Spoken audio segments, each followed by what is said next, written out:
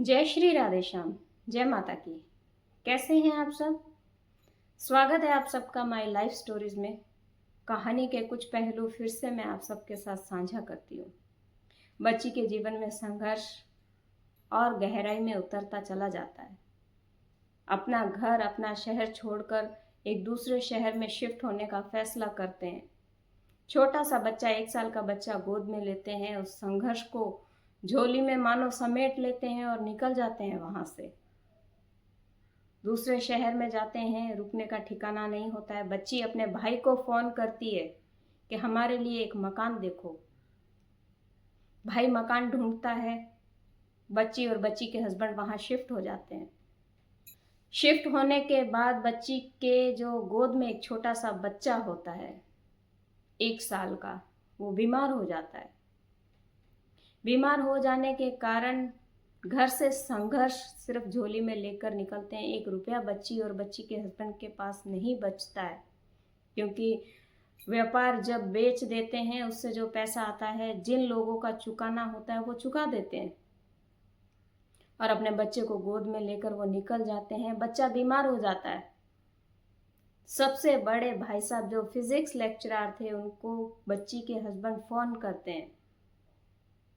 किस आशा से करते हैं? क्योंकि उनकी सारी बच्चियां, 4 बच्चियां थी उनकी, कभी कोई बच्ची अक्सर चाचा के पास रहा करती थी। कभी तो चाचा ने उनको बहुत प्यार से रखा था, उनकी इच्छाओं का, उनकी सुविधाओं का ख्याल रखा था। तो बच्ची के हस्बैंड को लगता है कि मेरा बच्चा बीमार है, बड़े भाई साहब समझेंगे और शायद मेरी सहायता करेंगे। उनको फोन किया कि मेरा बच्चा बीमार है, उसको बुखार है, उसके कान में दर्द है। बड़े भाई साहब बड़ी आसानी से कह देते हैं कि यार तूने मेरे को क्यों फोन किया, तेरे ससुराल वाले वहीं रहते हैं तो उनसे मांग ले। आज तो फोन कर दिया, आइंदा से फोन मत करना। बच्ची के हस्बैंड की आंख से आंसू आता है। छोटा सा बच्चा गोद में बीमार है, मैं उसका इलाज नहीं करवा पा रहा हूँ। धीरे धीरे संघर्ष ऐसा बढ़ता है कि मानो उनके ऊपर एक पहाड़ सा टूट गया हो।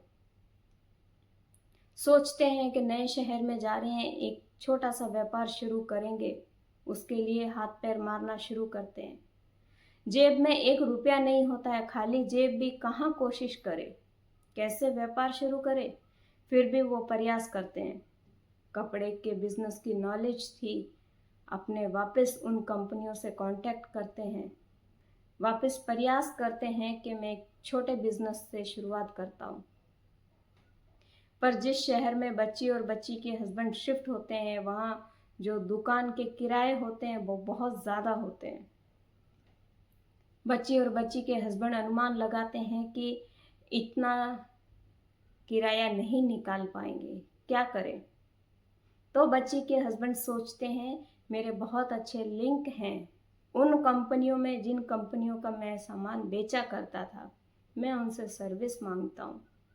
बच्ची के हस्बैंड उन लोगों से सर्विस मांगना शुरू करते हैं कि कम से कम बच्चे भूखे ना मरे। छोटा सा बच्चा है, उसको कुछ पढ़ाना भी होगा, लिखाना भी होगा। अपनी बीवी को साथ लेके घर से निकल गए हैं।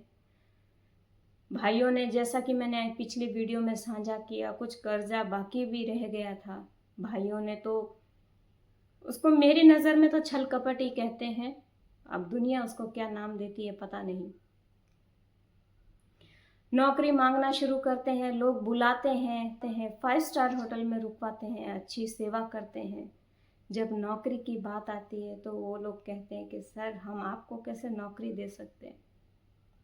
किस्मत ऐसी, कहते हैं ना, दगा कर जाती है कि जो इंसान बिजनेस नहीं कर पाता, सोचता है कि नौकरी कर लूँ, तो नौकरी के लिए भी उसको हाथ पैर मारने पे भी नौकरी नहीं मिल पाती है। और दुनिया समझती है कि वो करना नहीं चाहता, उसके ख्वाब बहुत बड़े हैं। लोग एक सिंबल लगा देते हैं उस परिवार के ऊपर। लोगों की सोच ऐसी हो जाती है कि यदि आप परेशान हो तो आप 24 ही घंटे रोते क्यों नहीं हो। अगर आप परेशान हो तो आप फटे हुए कपड़े क्यों नहीं पहनते हो। अगर आप परेशान हो तो आपके चेहरे पे हंसी कैसे आ रही है। लगना चाहिए शरीर से, आपके वेशभूषा से, आपके चेहरे से कि आप वास्तव में परेशान हो। परिवार में किसी से साझा कर नहीं पाते हैं कि मैं बिजनेस करने के लिए मेरे पास पैसा नहीं है, नौकरी मुझे कहीं मिल नहीं रही है।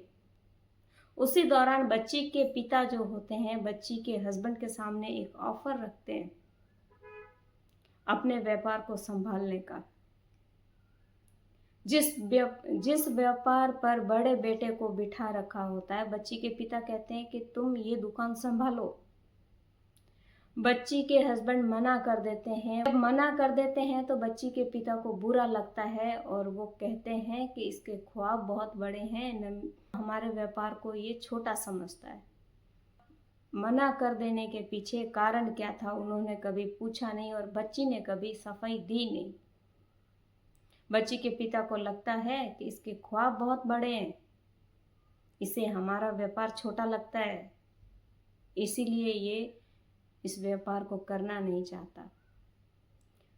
मना करने के पीछे कारण बच्ची के हस्बैंड का ये होता है कि बच्ची के हस्बैंड ये सोचते हैं कि जब मेरे भाई ने मेरे साथ छल कपट किया और मुझे व्यापार से निकाल दिया, खूब पैसा मेरे से लूट लिया, अपमानित करके मुझे घर से निकाल दिया, मेरे ससुर जी शायद बेटी की ममता में या बेटी के प्रेम में कि मेरी बच्ची को दुख ना हो, मेरे दामाद को परेशानी ना हो, उस भावना में वो मुझे सेटल करना चाह रहे हैं। पर मैं कैसे ले सकता हूँ कि जो हरकत मेरे साथ मेरे भाई ने की वो मैं मेरी वाइफ के भाई के साथ कैसे कर सकता हूँ। सिर्फ इसी सोच के कारण बच्ची के हस्बैंड बच्ची के पिता को व्यापार लेने से मना कर देते हैं और फिर से एक और गलती उनके खाते में लिखी जाती है। कुछ ऐसे ही सोचते सोचते 1 साल निकलता है, 2 साल निकलते हैं, 3 साल निकलते हैं, 4 साल निकलते हैं। बच्ची के हस्बैंड को ना तो व्यापार के लिए कहीं से पैसा मिलता है और ना ही कहीं नौकरी मिलती है। दुनिया समझती है कि ये नौकरी करना ही नहीं चाहता, इसके ख्वाब बहुत बड़े हैं। बच्ची के हस्बैंड ने यहाँ तक सोच लिया था कि चाहे मुझे कुली की नौकरी करनी पड़े मैं वो भी करूँगा, मेरे बच्चे कम से कम पढ़ लिख जाएं। एक ही बेटा था उनकी गोद में। 2 वक्त के खाने के लिए मेरी बीवी और बच्चे तरसे ना। पर ईश्वर पता नहीं उनको क्या सिखाना चाहता था या इतना क्या मजबूत बनाना चाहता था कि 1 साल, 2 साल, 3 साल निकलते ही जा रहे हैं, नहीं उनको कोई रास्ता नहीं मिल रहा है। बच्ची अपने पति को बोलती है कि मैं थोड़ा बहुत सिलाई का जानती हूँ, क्या मैं सिलाई और सीख लूँ। उसमें भी बच्ची के हस्बैंड को दुख होता है कि तेरे पिता ने तुझे बहुत लाड प्यार से पाला है, कल को यदि तेरे पिता को ये बात पता चलेगी, उनको लगेगा कि मेरे लाड प्यार से पली बच्ची सिलाई से अपना गुजारा कर रही है, उनको ठेस पहुंचेगी। तो जिम्मेदारी मेरी है, तुझे रोटी कपड़ा लाकर देना जिम्मेदारी मेरी है। उसके पति सिर्फ इसी भावना से उस बच्ची को मना कर देते हैं। फिर बच्ची के मन में आता है कि चलो सिलाई का नहीं करने दे रहे, कुछ पार्लर का सीख लेती हूँ। तो पति को सिर्फ एक ही ख्याल आता है बच्ची के पिता का कि बच्ची के पिता क्या सोचेंगे, मेरी बेटी इतना लाड प्यार से पली बड़ी और अपना गुजारा करने के लिए मेरी बच्ची काम करती है। क्योंकि बच्ची के हस्बैंड को वो तकलीफ इसलिए हो रही थी क्योंकि उनको खुद को कोई ना तो नौकरी मिल रही थी, ना कोई व्यापार था हाथ में। उनको ये लगता था कि बच्ची के पिता को ठेस ना पहुंचे। ये सारी बातें बच्ची के पति की गलतियों में लिखी जा रही थी बच्ची के परिवार में। पहले तो गलतियां बच्ची के ससुराल में लिखी जा रही थी, अब गलतियां बच्ची के मायके में लिखी जा रही थी। बच्ची का भाई आता है बच्ची को लेने के लिए, तो चल हमारे साथ, ये कहीं बाहर जाएंगे, कमाएंगे। पर उस समय बच्ची के हस्बैंड की हालत कुछ इतनी खराब होती है कि डिप्रेशन का ट्रीटमेंट चल रहा होता है। 8 टैबलेट वो डिप्रेशन की सुबह और 8 टैबलेट डिप्रेशन की शाम को लेते हैं। हालत कुछ ऐसी थी कि रात दिन उनको वो सदमा, मेरे भाइयों ने मेरे साथ ऐसा कैसे कर दिया। मेरे माता पिता ने भी उनका सहयोग किया। वो गलत थे, पता था उनको कि बड़ा बेटा गलत कर रहा है, फिर भी माता पिता ने मुझे कैसे घर से निकाल दिया। आज मैं अपने एक छोटे से बच्चे को 2 वक्त का खाना नहीं दे पा रहा हूँ, और वो अंदर ही अंदर वो बातें बच्ची के हस्बैंड को खाने लगी, जिसके कारण दिमाग इतना कमजोर हो गया कि कई बार बच्ची के हस्बैंड ने सुसाइड की कोशिश की। पर दुनिया समाज कहाँ समझती है? दुनिया समाज को तो भावनाएं दिखाई नहीं देती हैं, दुनिया समाज को तो पैसा दिखना चाहिए। पैसा वक्त रखता है, चाहे आप चोरी से लाओ, किसी को लूटपाट करके लाओ, कुछ भी करो, उल्टे काम करो, पैसा दिखना चाहिए, तभी इंसान अच्छा है। आज का समय, इसी टॉपिक में मैं एक बात साझा कर रही हूँ। आज का समय वास्तव में ऐसा है, इंसान संस्कारी है वो कहीं मायने नहीं रखता, इंसान अपनी मर्यादा का पालन करता है वो कहीं मायने नहीं रखता है, इंसान अपने इज्जत से रहने का एक प्रयास करता है वो कहीं मायने नहीं रखता है। मायने यदि रखता है तो सिर्फ पैसा, उसमें चाहे आप चोरी करें, चाहे आप अपने करेक्टर के ऊपर दाग लगा कर लाएं, चाहे आप उसमें किसी के साथ हेरा फेरी करके लाएं, पर पैसा दिखना चाहिए। क्योंकि दुनिया भगवान की कम और पैसे की पुजारी ज्यादा हो गई है। मनुष्य अच्छा बुरा कहीं वक्त नहीं रखता है। जब जब इंसान का बुरा समय शुरू होता है ना, तब उसकी सारी गलतियां एक एक काउंट की जाती हैं। उसने मुस्कुरा दिया तो दुनिया कहेगी ये मुस्कुराया क्यों, रो दिया तो कहेगी ये रोया क्यों। जीना मुश्किल कर देती है ये दुनिया, समाज दुनिया, समाज दुनिया, इसी में उलझ कर रह गए। पैसा कितना बड़ा है, पैसा कितना वक्त रखता है इंसान के जीवन में। जिस भाई को पैसा देकर निकले, उसने समाज में एक हवा फैलानी शुरू कर दी। मेरी तो नौकरी थी, मैं तो साइंटिस्ट था, छोटे भाई ने जबरदस्ती मेरी सर्विस छुड़वाकर मुझे इस बिजनेस पर बिठा दिया। अब बाहर के लोगों को तो पता नहीं कि वो नौकरी छोड़कर आया या घर में कैसा अत्याचार किया। लोगों ने हाँ में हाँ मिलाना शुरू किया। 1 की 4, 4 की 8, 8 की 10, लाखों बातें बनने लग गई उस बच्ची और बच्ची के हस्बैंड के लिए। वो बच्ची का जेठ जिसने अपने भाई को पूरी तरह से नष्ट कर दिया, एक तरह से ये अपने ही भाई को, अपने भाई को पूरी तरह से जीवन से हारने के लिए मजबूर कर दिया। उसी भाई के लिए फिर से समाज में ऐसी बातें फैलाई जाने लगी कि इसका जो कर्जा छूट गया था वो मैंने उतारा है।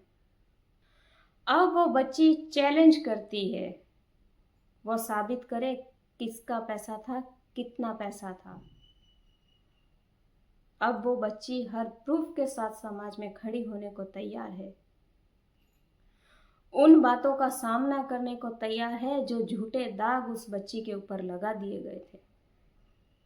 क्योंकि 5 साल तक उस बच्ची ने वो सारे एविडेंस इकट्ठा किए जो झूठे मन गढ़ंत कहानियां बना बना कर समाज में फेंक दी गई थी, और उस समाज ने बच्ची और बच्ची के हस्बैंड का जीना दुर्भर कर दिया था। डरने से लगे थे, गांव जाना छूट गया, अपने शहर जाना छूट गया, पहचान भुला दी लोगों ने।